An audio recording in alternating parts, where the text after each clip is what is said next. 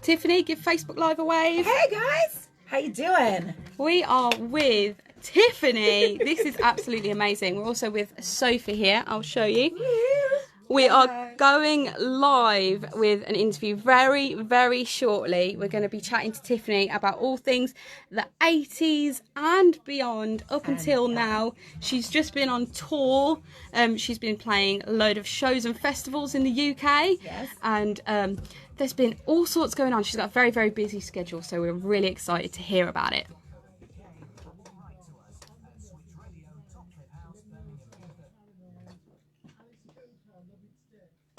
Good afternoon.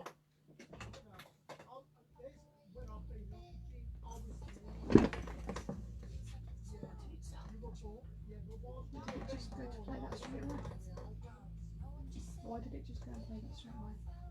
So what, after this? Stop and it didn't. And listen to the song. Does it stop after an act? It should do. After an act. It should do, but it's okay. It doesn't matter. We like Sigrid anyway. Sigrid's lovely. she's got a great voice. Oh, is it her? Yeah. Well, you're looking at yourself. What, me? She's like, hello, that's me. I wish I looked like Tiffany. Tiffany's beautiful. I love your hair, by the way. Well, thank your hair you. is lovely. Thank you. I just got it down the street. Actually, they blew it out because I came okay. from Brighton last night and we didn't get a chance to do anything. On a Sunday, nothing was open. No. So I was like, and I can't do hair. I can do makeup, kind of. I don't really like it. I've been spoiled now. I've been on the mixtape tour where you sit down and the hair and makeup people come to you and you're just like, this is amazing. But no, so I can do makeup, but hair, I get the brush all, and I'm like cursing and sweaty. And so I found this little place called Capella. Oh, yeah. So Vicky now is hello Vicky, I'm sure she might be watching. But Be so happy now with she's Tiffany. totally, she walked in and I walked in off the streets and she just was like, and we just started chatting, and then all of a sudden she said something about, well, obviously you're American, why are you here? So well, I used to live actually in Cannock. Well, that's not far. And then, we started talking about, I have mutual friends, and she goes, what do you do? I said, I'm a singer. And then I never lie because it's just weird. So, but I don't ever throw it out there either. So I just let it wait until it's like organic. And then I go, well, you remember a girl named Tiffany? I think we're alone now. And she was like, I was like, well, thank you for making me pretty. I've got to go do an interview. Anyway. So she's my girl now. So yeah. Shout out to Vicky. New friend today. Shout out to Vicky. She's lovely. Looks very nice. Anyway, well, thank you. I do it straight until it gets like, it's naturally curly. So then eventually, if the moisture goes. This UK humidity does not help. No, like it's humid everywhere I go this year. I haven't escaped it. It was really bad in the States. And it started to get really like, you couldn't breathe, really. It was so humid. Yeah. And I thought I'd get a break when I came here. And no, it's just muggy and rainy and horrible there. Bummer. So Stephen Higgs, our Drive Time presenter, has just said, Tiffany looks amazing and all the best with the interview, Sophie. Well, thank you, Stephen. Thank you. Stephen's from 107 Point Drive, and he's the one that's asked you to do the finger guns. Oh, the fingers. We're going to do that for you, Stephen, for sure. And Vicky Elliott has said you look amazing as well. Thank you. Hello to all of our Switch Radio listeners. We're going to be going properly live with Tiffany in 15 seconds, which is awesome. No pressure. No pressure.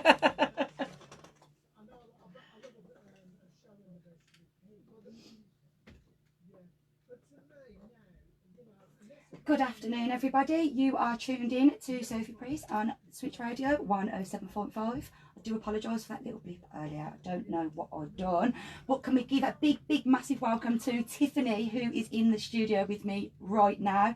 Hello, Tiffany. Hello. Well, thank you for having me. Thank you for being here. As you can see, I can't contain my excitement. I'm excited to be here. How are you finding it in the UK, first of all? Oh, love it. I mean, I've been coming here now since I was 15 originally, but now every year I come here, and I'm kind of based out of here for a little while, out of Basingstoke. So partly here and then partly in America. And are the UK fans being very nice? Oh, I love them so much. They're so supportive. 30 years we're celebrating, all of us together, from the original I Think We're Alone Now and Could Have Been to the new I Think We're Alone Now that just came out a couple of months ago. And all the new stuff, new record, and, of course, all the Rewind and Let's Rock festivals. And I mean, I've been away for 10 years. I hadn't really started to travel. I got, fear of flying, and that kind of kept me grounded back in America, and that was such a bummer. But once I decided I was going to start flying again, I just keep doing it. And here you are. I keep going. I don't want to like let time go by because I might get chicken again, you know, to get on a plane. So going back to the 80s, of course, I think a lot of the listeners will want to know about your experience as a musician. How was it being such a big name at such a young age? Well, I didn't know any different, to be honest with you. It was just exciting and fun. You know, I think sometimes it got to be like a little bit of pressure where people are like, where do you see yourself in 10 years? Or, you know, having to validate yourself as a real artist at 16 was a little hard. You know, maybe took a little bit of the fun out of it a little bit because I was like, well, I don't know. I mean, I want to be doing this. What do you mean for 10 years? I want to do this for 35 years, you know, 40 years, 50 years, whatever. So, you know, those were hard pointed questions. But I mean, traveling and meeting new people and different cultures and different food and, you know, my fans and celebrating the music and just knowing that people loved my music and me. I mean, you know, for a girl from Norwalk, California, who was 8, 9, twirling in her bedroom going, I want to be a singer. And it happens. Yeah. You know, I think the whole thing is just being grateful. I love it. It's an adventure. And I'm guessing that being 15, it was very hard, which I've read, for you to go into nightclubs and perform in nightclubs. Yes. So. Yes. Well, the music I would go in and I would perform and I would be on stage. But to be able to hang out with anybody or really kind of seal the deal for people to get to know me as an artist, I wasn't allowed there. So, you know, I think Rollo now almost got shelved. The project almost got canned because we didn't, you know, the label didn't know where to put me. And that's how the mall tour happened. This is a question of my own, which is a very personal and very random question. I want to know the story behind your stage name because I read that they was going to call you Tiffany Williams as Darwish wasn't acceptable. Right. So Darwish is my surname from my father. I have 2 dads, you know, my real father and then my stepfather who raised me. So, and it was my stepfather who actually got me into the music industry. I wanted to. But it was his encouragement, and he just kind of went, all right, I don't know what I'm doing, but I'll ask around, and we'll try to make it happen if that's what you really want to do. So when I actually got the record deal, there was a big thing about, what are we going to name you? And I didn't want to have to pick between Tiffany Darwish, of course, is terrible. And then Tiffany Williams was just really, I didn't want to hurt my real dad's feelings either. So I said, well, what about just Tiffany? And they loved it. And so I just became Tiffany. I mean, it's made sense. That's what everybody's going to call me anyway, right? Yeah, you know, and there is only a few other pop stars within yourself with just one name. Yeah, and so I'm in a great group of people, actually. So I'm so glad it worked out, and it just has made it very easy for me because I really didn't want to pick between the 2 dads. Oh, so you just stuck with Tiffany? Just stuck with Tiffany. That is fair enough. Just wanted to get that one out of the way. Was you able to express yourself in the 80s as much as you are now? No, not at all. I think I was still learning who I am, first of all. And finding my voice. I think that, you know, in interviews, I've always been comfortable with chatting and being myself. But, you know, as a teenager, I think that I thought I had to be perfect a lot of times. Perfect singer, perfect role model, perfect. And it's a lot of pressure. So now I'm just kind of me and, you know, I make mistakes and I live life and do things great on one hand and some things not so great. I'm a human. And I think I'm willing to share that more. I think that's definitely in my music. What I write about is, you know, excitement, adventure, failure, trying again, love, all of these different things that are just so common for everybody, you know. We got to give ourselves a break. Yeah, and that was going to lead me on to the next question. It's important for you to be known as also a songwriter. So do you find that you've been through your own personal journey as a musician from when you were a child till now? Definitely, because I used to write poems and no one wanted to like really read them and even I don't play, even now I play piano very badly. You don't want to hear that. Just enough to like make it fluid so I can talk to somebody about a song. Yep. But that was my struggle. I really couldn't, you know, sing to people what I was hearing in my head or the melodies or the songs that were coming out of me. So, you know, I was kind of dismissed. No one really wanted to hear that or encourage that. And it was really in my 20s when I started working just with my band members. And I felt that I could fail. I felt that we could just have fun. There was no pressure. Nobody expected anything from me. And great songs started happening. You know, on the road, you have so much time to write songs. So, and I'm with a great bunch of musicians. Why not do music, what we love? Some of the musicians that you're with Nice Boys on the Block. Yes. You go way back with these guys, don't you? Yeah, the New Kids on the Block. New Kids on the Block, I do. sorry, yeah. I just did a tour with them, 55 dates. So we just finished that literally like 3 weeks ago, something like that. Oh, wow. And it was a blast. I mean, we did stadiums from anywhere from 15 to 20,000 people every night. And it's been a while. I've done a lot of arenas, and I've been doing really well with my own touring, which again, I'm grateful. But I mean, there's something about it every night walking out to this massive arena full of people. It's infectious, you know, it's just like the feeling, the overwhelming feeling every night. It's like such a natural high. And then everybody, you go, children behave. And they're like, yeah, you know, and you're just like, yes, this is going to be a good night. I love it. So I think the word there is just grateful. You know, I'm enjoying it. So you're now currently touring across the UK and the US, but for the moment you're in the UK. Right. How are you finding it? How are you finding touring in the UK? Oh, I love it here. You know, I do. I get to see my friends. I get to hang out. And then the audiences, you know, all the festivals are amazing. Everybody comes and they're just ready to party and have a good time. And again, it's like this. I'm a big fan of a lot of the artists that are playing as well. So I always stand on the side of the stage and just kind of rock out. And I get to, you know, kind of reminisce a little bit and have those memories as well. Yeah. And again, a lot of the artists that, you know, join on these festivals are just nice people. Yeah. They're still loving what they do. There's no bitterness. They're there to just kind of be, you know, in the moment of it. And I think that's the difference. A lot of times, sometimes you can work with artists and it's not as much fun as you think it's going to be. Yeah, so when you find people that are really cool, you know, again, it's just a nice evening. Yeah. And this is another random question. Do you have your own stylist now? Because you never when you was younger, did you?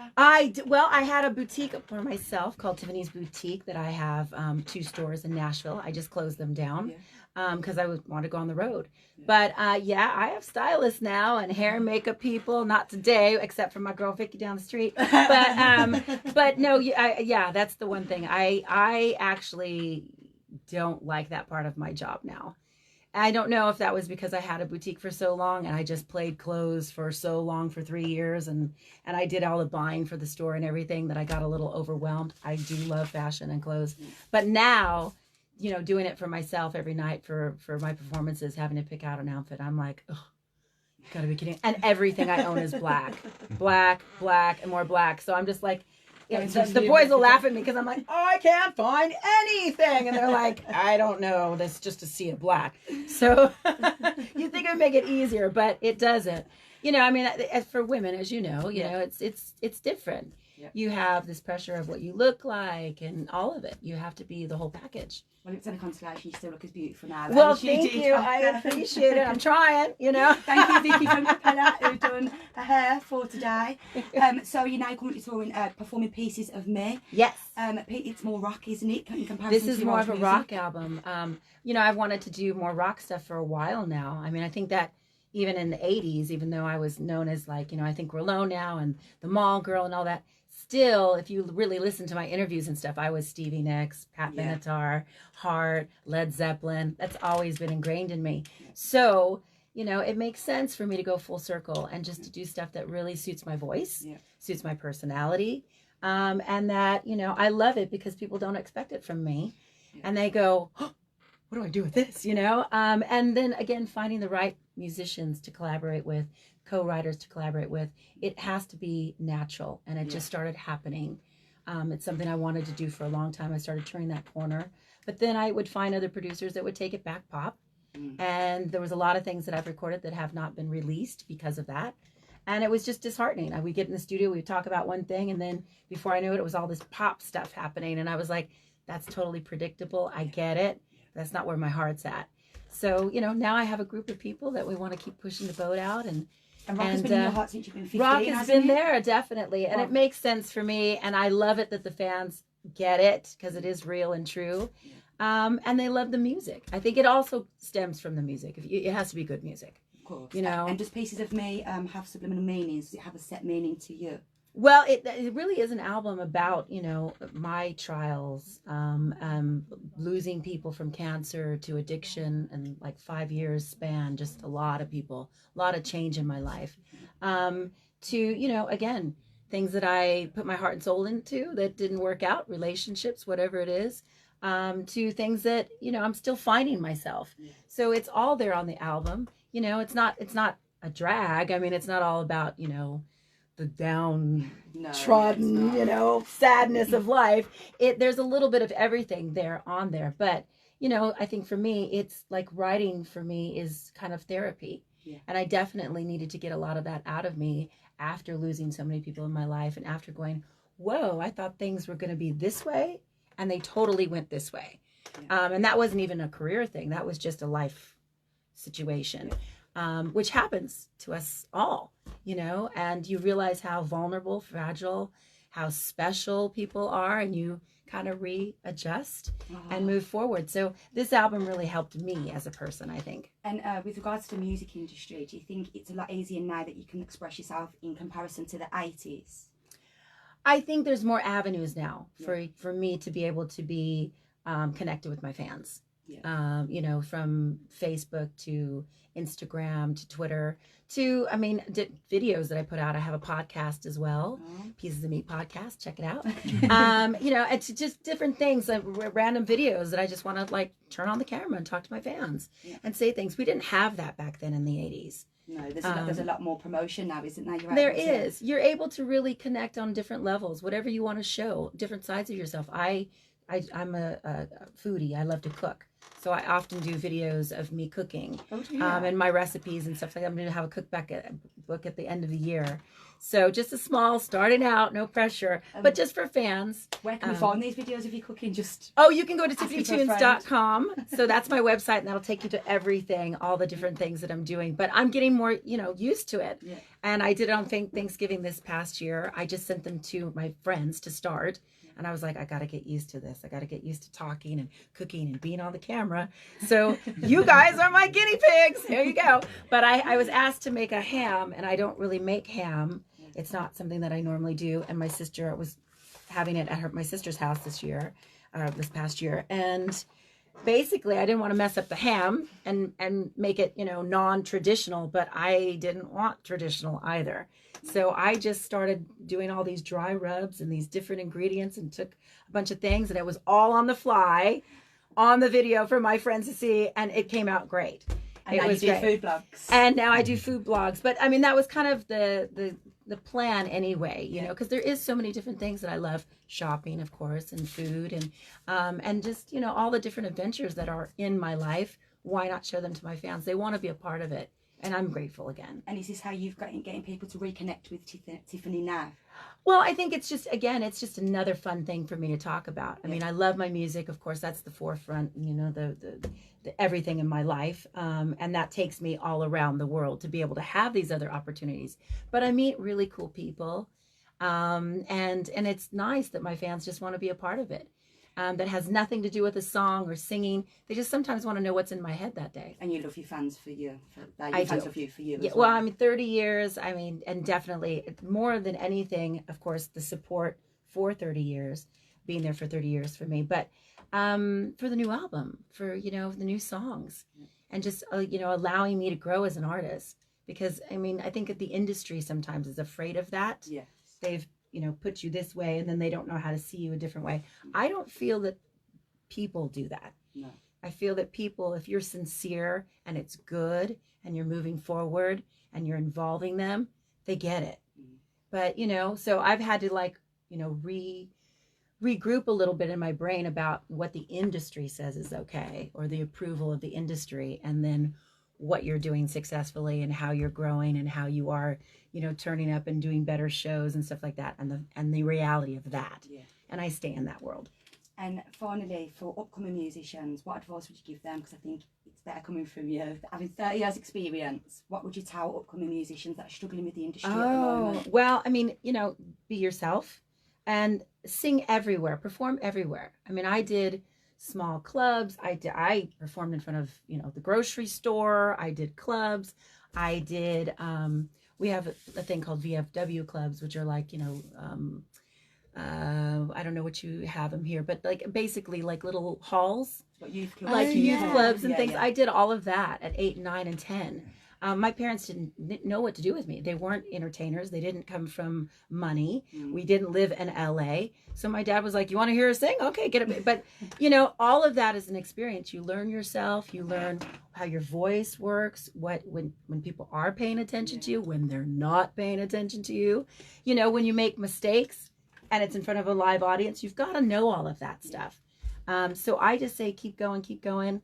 And, you know, and never look at something. If you look at there and you see 4 people out there, it doesn't matter. You never know who's out there. Quality over quantity. Yeah, you just always give your best. Thank you, Tiffany. It's been an absolute pleasure interviewing you. Well, really thank has. you. It's been a great Audience, time. this is Tiffany, and stay tuned because she's going to be performing 3 songs, is it? Yes. 3 songs. Yes. Tiffany's going to be performing. Again, massive thank you. Stay tuned, guys, to listen to Tiffany's live performance right here in Switch Stadium.